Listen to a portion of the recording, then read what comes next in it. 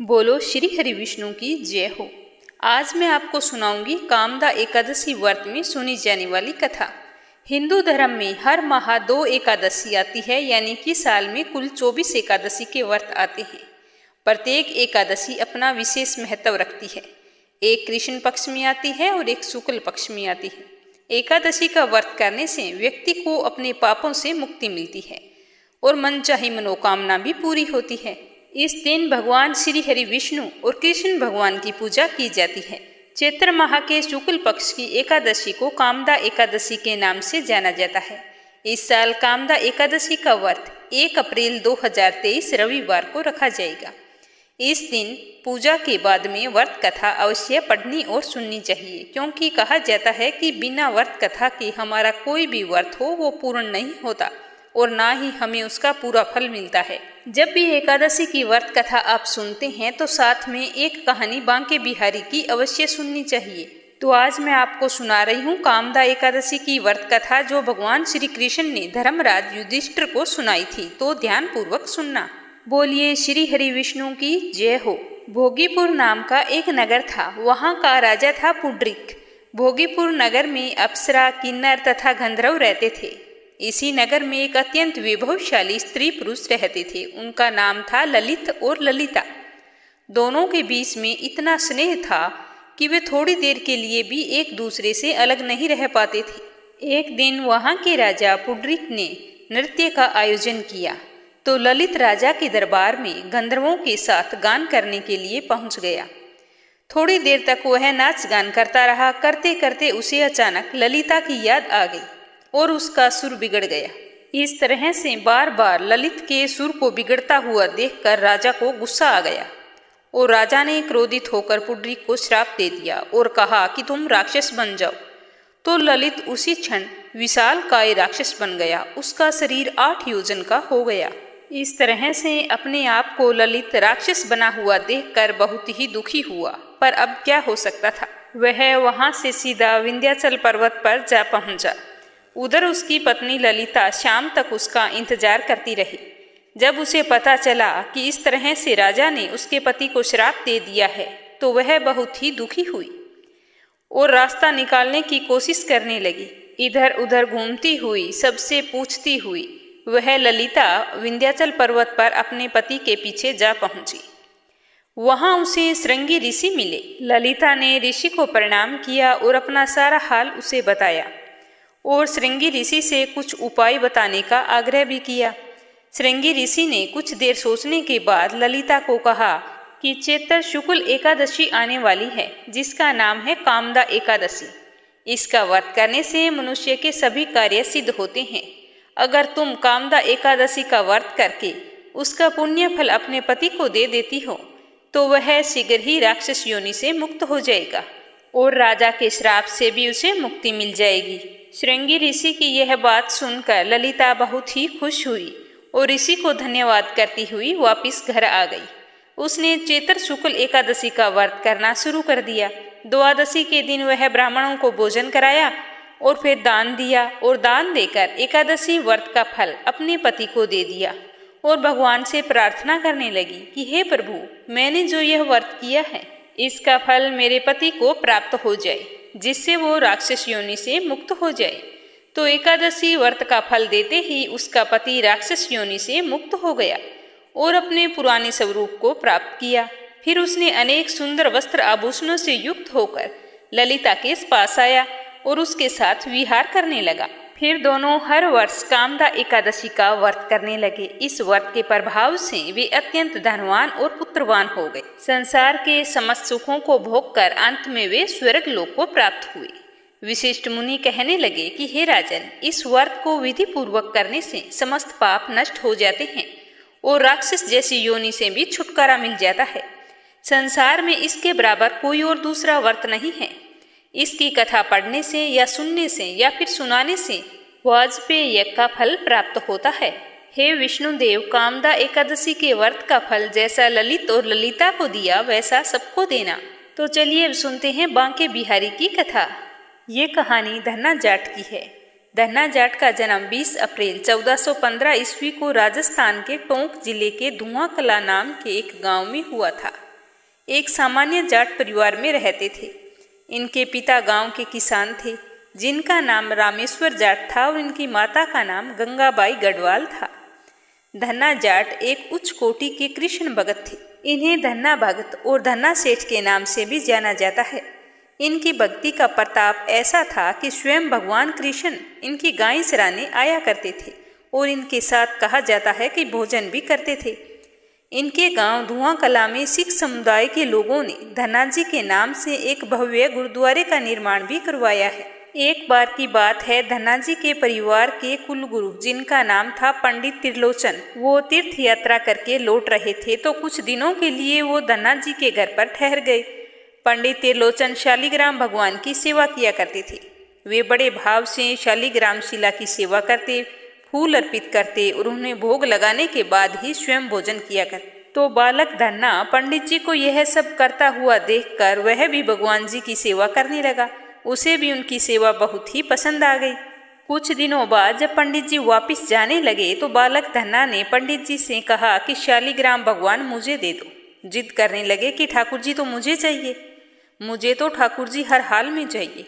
परंतु पंडित जी अपने ठाकुर जी इस छोटे से बालक को कैसे दे सकते थे। धन्ना जी को उनके माता पिता ने बहुत समझाया, परंतु धन्ना जी तो नहीं माने। वो तो रोने लगे कि मुझे तो ठाकुर जी चाहिए। अंत में लोगों ने पंडित जी से कहा कि यह तो छोटा बालक है, इसे शालिग्राम जैसा कुछ और देकर बहला दो, यह मान जाएगा, इसे कौन सा पता चलने वाला है। तो अगले दिन जब पंडित जी नदी में स्नान करने गए तो वहां से एक गोल मटोल काले रंग का बड़ा सारा पत्थर ले आई। तब वे धन्ना जी के पास आकर बोले कि मैं तुम्हें अपने ठाकुर जी तो दे दूंगा, लेकिन मेरे पास दो ठाकुर जी हैं, एक बड़े ठाकुर जी हैं और एक छोटे ठाकुर जी हैं। अब तुम ही बताओ कि तुम्हें कौन से ठाकुर जी चाहिए। तो धन्ना जी ने झट से जवाब दिया कि मुझे तो बड़े हैं वही ठाकुर जी चाहिए। तो पंडित जी भी यही चाहते थे।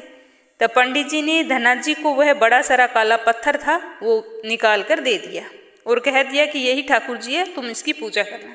तो ठाकुर जी को पाकर धन्ना जी तो बहुत ही प्रसन्न हुए। वे बड़े श्रद्धा भाव से उनकी सेवा करने लगे। अब जब धन्ना जी गाय चराने खेतों में जाते तो ठाकुर जी को अपने साथ ले जाते। धन्ना जी की माँ उनको बाजरे की रोटी, साग, अचार और गुड़ खाने को दिया करती थी। तो धन्ना जी ने निश्चय किया कि वो पंडित की तरह ठाकुर जी को पहले भोग लगाएंगे और बाद में ही खुद भोजन ग्रहण करेंगे। तब धन्ना जी ने खेत में बड़े ही प्रेम पूर्वक ठाकुर जी को पुकारा और कहा कि लो भोग लगा दिया है, भोजन कर लो। परंतु ठाकुर जी ने तो भोग नहीं लगाया। तो धन्ना जी ने निश्चय किया कि जब तक ठाकुर जी प्रकट होकर भोग नहीं लगाते तब तक मैं भी भोजन नहीं करूंगा। तो ऐसा करते करते शाम हो गई, पर ठाकुर जी ने तो भोग नहीं लगाया। तो धन्ना जी ने वो शाम को सारी रोटी, साग, अचार सब कुछ गाय को खिला दिया। 3 दिनों तक ऐसा ही चलता रहा। ठाकुर जी तो भोग लगाते नहीं और ना ही धन्ना जी भोजन ग्रहण करता। चौथे दिन धन्ना जी की माता रोटी लेकर आई हुई थी। अब धन्ना जी तो खेत में जोर जोर से रोने लगे और ठाकुर जी से गुहार करने लगे। वे बोले कि ठाकुर जी, आप तो बड़े ठाकुर जी हैं, लोग तो आपको 56 भोग लगाते हैं, परंतु मैं तो 3 दिन से भूखा हूँ, परेशान हूँ। क्या आपको मुझ पर दया नहीं आती? क्या मुझ पर दया करके आप थोड़ा सा भी नहीं खा सकते ताकि मैं भी भोजन कर लूँ? क्योंकि पंडित जी ने कहा है कि आपको खिलाए बिना कुछ नहीं खाना है, इसीलिए पहले आप खा लो ताकि मैं भी भोजन कर सकूं। तो धन्ना जी की भोलेपन से की गई प्रार्थना सुनकर भगवान श्री कृष्ण साक्षात प्रकट हो गई। अपने ठाकुर जी को देखकर धन्ना जी बहुत ही प्रसन्न हुए। उन्होंने ठाकुर जी को माँ की दी हुई बाजरे की रोटी, साग और गुड़ दे दिया खाने को। तो ठाकुर जी बड़े चाव से खाने लगे। तो 4 रोटियों में से ठाकुर जी ने 2 रोटी खा ली। जब ठाकुर जी जैसे ही तीसरी रोटी उठाने लगे तो धन्ना जी ने तो उनका हाथ पकड़ लिया और कहा कि क्या सारी रोटी आप ही खाओगे? मुझे भी तो भूख लगी है, मैं तो 3-4 दिन से भूखा हूँ, कुछ भी नहीं खाया। 2 रोटी आपके लिए है, अब 2 रोटी मेरे लिए छोड़ दो। तो इसके बाद ठाकुर जी तो उसके भोलेपन पर मुस्कुराने लगे और बची हुई 2 रोटियां धन्ना जी ने खा ली। अब तो यह उनका रोज का नियम बन गया। धन्ना जी जब गाय चराने जाते तो भोजन खेतों में जाकर ठाकुर जी के साथ ही करते। एक दिन ठाकुर जी ने धन्ना जी से कहा कि तुम मुझे रोजाना रोटी खिलाते हो और मुफ्त में मैं रोटी नहीं खाना चाहता, इसीलिए मुझे कुछ काम बता दो ताकि मैं काम कर दूंगा। तो धनाजी ने कहा कि मैं तो बालक हूँ, केवल गायें ही चराता हूँ, मैं आपको क्या काम बता सकता हूँ। तब ठाकुर जी ने कहा कि आज से तुम्हारी गायों को मैं चराया करूँगा। तो एक दिन धनाजी ने ठाकुर जी से पूछा कि आप मुझे अपने हृदय से क्यों नहीं लगाते। तब ठाकुर जी ने कहा कि मैं तुम्हें प्रत्यक्ष हो गया हूँ, लेकिन पूरी तरह से मैं तब मिलता हूँ जब कोई सद्गुरु जीव को अपना लेता है। अभी तक तूने किसी को गुरु नहीं बनाया है, इसीलिए मैं तुम्हें हृदय से नहीं लगा सकता। तब धनाजी बोले कि मैं तो कुछ नहीं जानता कि गुरु किसे कहते हैं, फिर मैं किसे अपना गुरु बनाऊं, आप ही बताओ। तो ठाकुर जी बोले कि काशी में जगत गुरु श्री रामानंदाचार्य ही मेरे स्वरूप में विराजमान, तुम जाकर उनकी शरण ग्रहण करो। ठाकुर जी के कहे अनुसार धनाजी ने काशी जाकर श्री रामानंदाचार्य जी की शरणागति ग्रहण कर ली। उस समय धनाजी की आयु 15-16 वर्ष के आसपास थी। श्री रामानंदाचार्य जी ने धनाजी को अपने शिष्य के रूप में स्वीकार कर लिया और उन्हें आदेश दिया कि अब तुम अपने घर जा सकते हो। तो धनाजी बोले, गुरुजी अब मैं घर नहीं जाना चाहता, आप मुझे घर जाने का आदेश क्यों दे रहे हैं। तो गुरुजी बोले कि अगर तुम यहाँ रहकर भजन करोगे तो केवल तुम्हारा ही कल्याण होगा, लेकिन तुम घर जाकर अपने घर की खेती संभालोगे और अपने माता पिता की सेवा करते हुए भजन करोगे तो तुम्हारे साथ कई जीवों का उद्धार हो जाएगा। तो गुरुजी के आदेश पर धनाजी वापस लौट आए।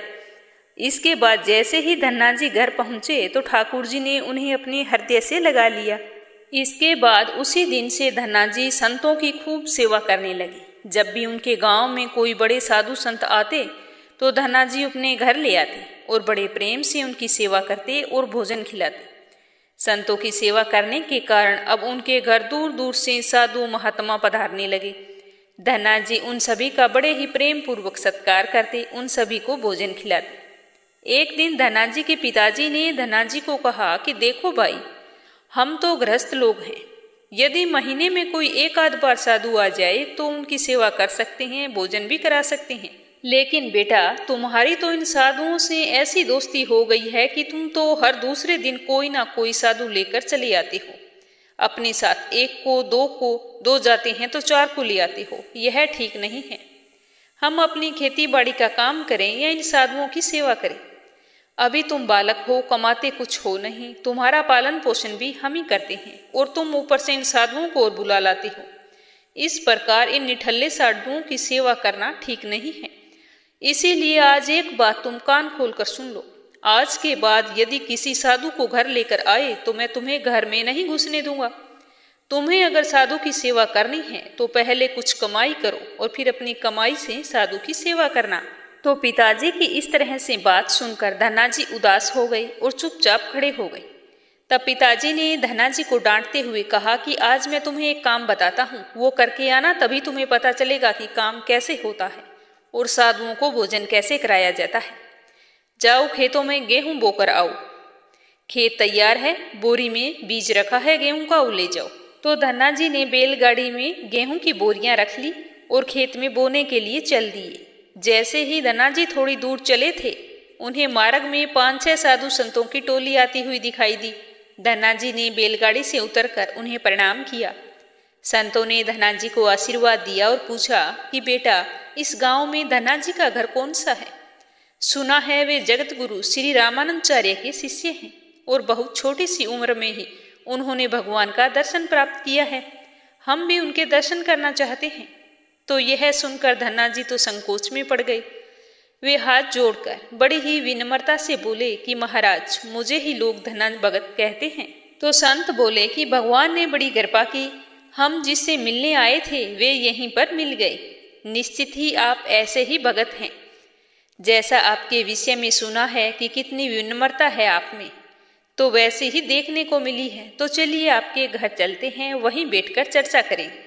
तो धनाजी ने सोचा कि अभी तो पिताजी ने साधुओं को घर लाने के लिए मना किया था। यदि मैं खेतों में बीज बोने के बजाय इन साधु संतों को घर ले गया तो पिताजी तो आसमान सर पर उठा लेंगे और इन साधुओं को भी भगा देंगे। तब धनाजी कुछ विचार करके बोले कि महाराज, मेरे घर में अभी कोई नहीं है, मैं भी खेतों की तरफ ही जा रहा हूँ, आप भी मेरे साथ वहीं पर चलिए। तो संत बोले, ठीक है, हमें तो आपसे मिलना था, अब आप जहाँ चाहें ले चले, हम वहीं चलेंगे। फिर धनाजी उन सभी संतों को लेकर अपने खेत में चले गए। खेत में एक पेड़ के नीचे बने हुए चबूतरे पर साधुओं को बैठाकर बोले कि महाराज, आप यहाँ पर कुछ देर विश्राम कीजिए, तब तक मैं आपके लिए भोजन की व्यवस्था करता हूँ। यह कहकर धनाजी वहां से बैलगाड़ी लेकर चले गए। बैलगाड़ी को लेकर धनाजी सीधे बनिए की दुकान पर गए।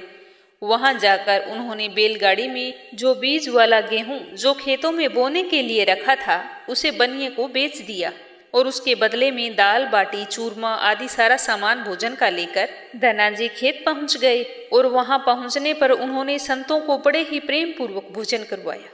इसी बीच भगवत चर्चा भी होती रही। संतों को भोजन करवाने के बाद बड़े प्रेम से उन्हें विदा भी कर दिया। संतों के जाने के बाद में धनाजी सोचने लगे कि बीज वाले गेहूं को तो बेच दिया और संतों को भोजन करवा दिया, अब मैं खेत में क्या बोऊंगा। अगर मैंने कुछ भी नहीं बोया तो अड़ोसी पड़ोसी जाकर पिताजी को शिकायत लगा देंगे। अगर पिताजी से फिर से बीज मांगने गया तो पिताजी बहुत नाराज होंगे। यह सोचकर धनाजी ने बोरी को रेत से भर ली और आसपास के लोगों को दिखाने के लिए उसी रेत को खेत में बोने लगे। धनाजी ने राम राम करते हुए शाम तक बोरी की सारी रेत अपने खेत में बो दी। आसपास के लोग देख रहे थे कि धनाजी खेत में गेहूं बो रहे हैं, परंतु वो तो खेत में रेत बो रहे थे। खेत में रेत बोने के बाद में धनाजी बड़े प्रसन्न मन से घर की ओर चल दी और वे सोचने लगे कि खेत में तो कुछ उगना तो है नहीं और ना ही देखभाल करनी पड़ेगी। घर पर पिताजी ने पूछा कि बेटा गेहूं बो आए? तो धनाजी बोले, हाँ पिताजी, गेहूं बो आया। तो कुछ दिनों के बाद में गांव के कुछ बड़े बुजुर्ग और लोग धनाजी के पिताजी के पास आए और बोले कि तुम्हारे धनाजी ने खेत को कैसे बोया है, ऐसी फसल तो हमने आज तक नहीं देखी। ऐसा लगता है कि जैसे गेहूं का एक एक दाना नाप नाप कर समान दूरी पर बो दिया है और सारे दाने उग आए हैं। इतनी सुंदर फसल तो हमने आज तक नहीं देखी। ये तुम्हारे बेटे ने कैसे किया? तो पिताजी ने धनाजी से पूछा। तो धनाजी सोचने लगे कि ये सब मेरे को ताने मार रहे हैं। खेत में तो मैंने रेत बोई थी, वो तो उगने से रही, इसीलिए ऐसी बातें बोल रहे हैं। तब धनाजी ने स्वयं जाकर खेत में देखा तो देखते हैं कि सब कुछ एकदम से बढ़िया खेत में गेहूं उगी हुई है। तो वो देखकर आश्चर्यचकित हो गए। ऐसी सुंदर फसल उन्होंने भी कभी नहीं देखी थी। फसल को देखकर धनाजी ने भगवान की कृपा का एहसास हुआ और उनका धन्यवाद करते हुए उनकी आंखों से आंसू निकल आए और वे जोर जोर से रोने लगे। जब धनाजी के पिताजी और अन्य गांव वालों ने रोने का कारण पूछा तो धनाजी ने रोते रोते सारी घटना बता दी। धनाजी बोले कि पिताजी, जब आपने संतों को घर लाने के लिए मना किया था और खेत में जो गेहूं दिया था बोने के लिए, उस दिन मुझे मार्ग में कुछ संत मिल गए थे। मैंने उन संतों को अपने खेत में रुकवा कर बीज वाला गेहूं बनिए को बेच दिया और संतों को भोजन करवा दिया। इसके बाद में मैंने गांव वालों को दिखाने के लिए खेत में रेत बो दी। रेत बोने के बाद यह फसल कैसे उगाई ये मुझे भी मालूम नहीं है। तो धनाजी की यह बात सुनकर उसके पिताजी की आंखों में आंसू निकल आए और वो बोले कि धन्य भाग मेरे, जो मेरे घर में ऐसे पुत्र ने जन्म लिया। आज के बाद मैं तुम्हें कभी नहीं रोकूंगा। तुम खूब साधु संतों को बुलाओ और खूब सेवा करो। मैं तुम्हें कभी भी मना नहीं करूंगा। आज से मैं भी भगवान की भक्ति किया करूंगा और तुम्हारे साथ संतों की सेवा भी किया करूंगा। इसके बाद धनाजी और उसके परिवार वाले खूब संत सेवा करने लगे। कुछ समय बाद धनाजी की उगाई हुई फसल को काटने का समय आ गया। फसल काटी गई और जैसे ही गेहूं को निकाला तो उसमें से इतना गेहूं निकला जैसे हरदम से 50 गुना ज्यादा गेहूं निकला। यह गेहूं इतना ज्यादा था कि उसे रखने तक को जगह नहीं मिली। गांव के सभी लोग धनाजी की फसल को देखकर आश्चर्य करने लगे। अब धनाजी और उसका परिवार अपनी क्षमता के अनुसार खूब संत सेवा और भगवान की भक्ति करने लगा। उनके घर हमेशा साधु संतों का तांता लगा रहता था। साधु संतों की बड़ी बड़ी जमातें वहां पर आती थी। धनाजी बड़े प्रेम पूर्वक उनका सत्कार करते थे। अब धनाजी जब भी खेतों में फसल बोते तो हर बार ऐसे ही फसल होने लगी। अब धनाजी अपने गांव के बड़े किसान बन गए। गांव के सभी लोग धन्ना जी को चमत्कारी संत मानने लगे। उनके खेतों की मिट्टी को भी चमत्कारी मानने लगे। अब जिन लोगों के खेतों में पर्याप्त फसल नहीं होती थी, वे धन्ना जी के खेतों की मिट्टी ले जाकर अपने खेतों में छिड़क लेते थे, जिससे उनकी फसल भी अच्छी होने लगी और चारों तरफ धन्ना जी की जय जयकार होने लगी। हे बांके बिहारी, हे ठाकुर देव, जैसा धन्ना सेठ को दिया वैसा सबको देना।